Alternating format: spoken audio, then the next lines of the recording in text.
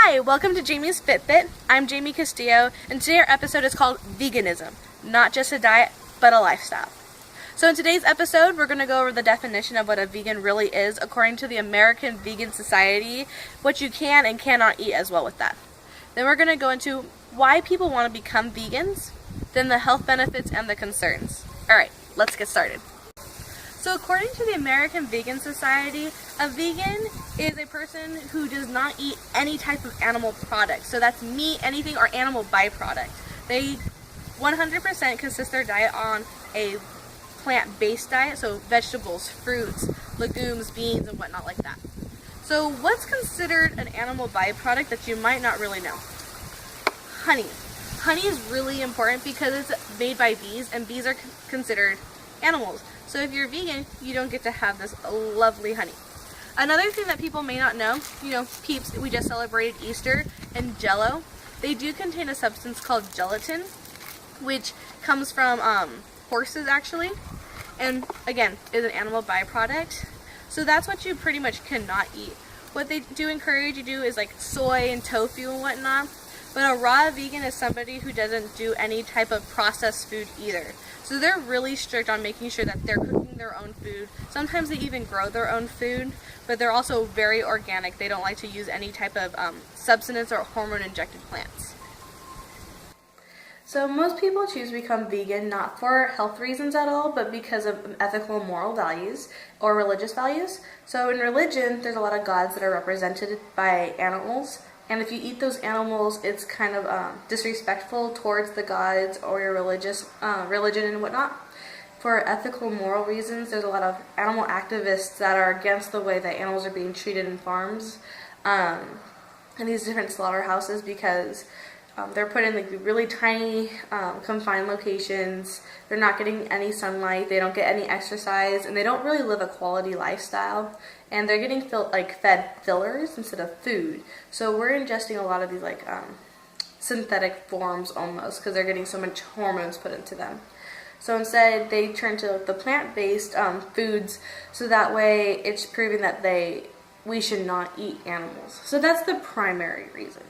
So there's a lot of health benefits towards a vegan diet. A lot of vegans are associated with a much lower weight, so they're at a healthy weight. Some of them are a little underweight, but that's because they're not getting as much calorie intake. So a lot of fruits and vegetables contain a lot of dietary fiber. And so what fiber does, it's not really processed in the digestive system, which allows it to collect a lot of waste products and pull through the digestive system and leaves the body. So what the body cannot really break down doesn't turn into a calorie intake.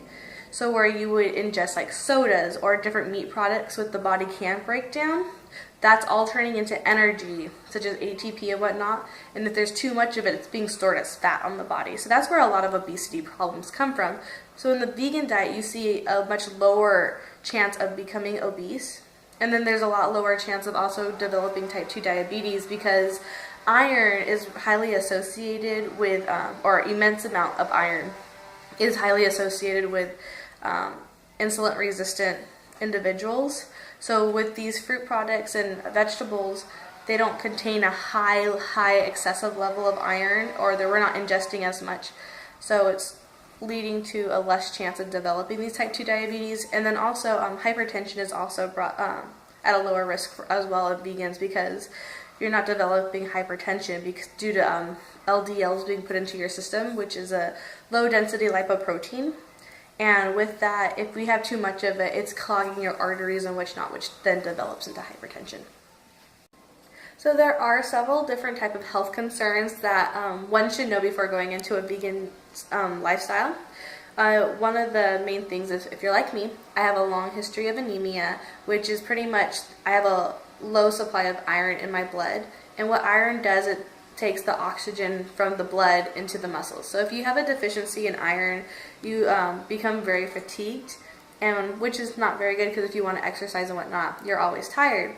So where you would find iron in a vegan diet would be a lot of kale products, dark leafy vegetables, and spinach and whatnot, and avocados do contain a lot of that. Another association would be like a low protein diet, which is technically a myth. A lot of vegans do get enough protein in their diet when they make sure that they're planning their meals out appropriately to make sure that they're getting those iron levels in. Really big concern though is a deficiency in vitamin B12, which is if you have a deficiency in it, can cause brain damage, neurological damage, fatigue and anemia and whatnot. And where you would find this product in forms as meat products again, so fish such as like tuna, beef, liver and whatnot. Vegans are obviously not consuming that, and so in a study done by Bottenberg, this child who was 1 year old had a developmental stage of like an 8-month-old, so he wasn't getting enough nutrients because his mother was a strict vegan, and so in her breast milk she wasn't having enough vitamin B12 in it because her body was taking in a lot of it. So after putting, supplement form into the baby, they saw a really big increase in his progression, but even then, later on down the road, he still had speech development.